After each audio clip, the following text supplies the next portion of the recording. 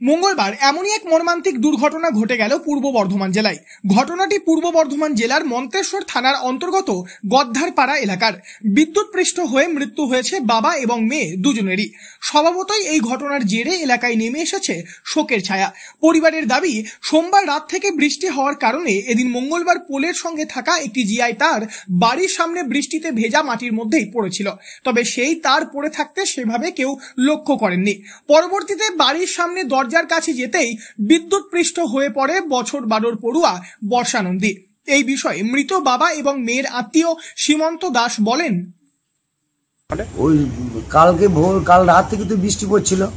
এবার মেয়ে তো পড়তে গেছিল, প্রাইভেট থেকে বাড়ি আসলো, ভাগ্নিটা বাড়ি এসে ভাত টাট খেলো, বাইরে বেরিয়ে দেখছে ধূপ করে মেয়েটা পড়ে গিয়েছে কেন।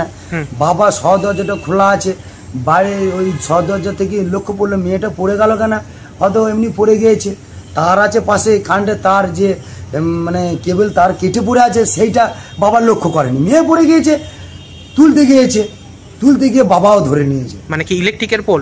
হ্যাঁ, ইলেকট্রিকের পোল। মানে ইলেকট্রিকের পোলে কি জিআই তার কি শর্ট সার্কিট হয়েছিল? জিআই তার এবং কেবল দুটোই কেটে গিয়ে জিআই তারের সঙ্গে হয়ে গেছে। মানে ও কি কোনো ওখানে তাহলে কি করতে গিয়েছিল? ওইটা তো মেন, ওই দরজা থেকে ওইটা মেন টার্নিং এর মুখ। আচ্ছা, ওইটা বেরোতেই হবে, ওটা তো সবাই যাতায়াত করে।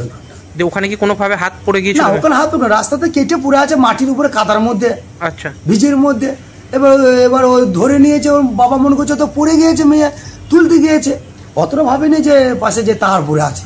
পরবর্তীতে তড়িঘড়ি গ্রামের মানুষ মাঠের মধ্যে যেখানে ট্রান্সফরমার ছিল সেখানে গিয়ে বিদ্যুৎ লাইন বন্ধ করেন। তারপর বাবা এবং মেয়ে দুজনকেই উদ্ধার করে মন্তেশ্বর প্রাথমিক স্বাস্থ্য কেন্দ্রে নিয়ে আসা হয়, কিন্তু চিকিৎসকেরা তাদের দুজনকেই মৃত বলে ঘোষণা করেন। মৃত ওই ছাত্রীর নাম বর্ষা নন্দী এবং তার বাবার নাম অরুণ নন্দী। এদিন মঙ্গলবার বিকেল 4টে নাগাদ কালনা মহকুমা হাসপাতালে দুটি মৃতদেহের ময়না তদন্ত করা হলো। পূর্ব বর্ধমান থেকে বনোয়ারিলাল চৌধুরী, লোকাল 18 বাংলা।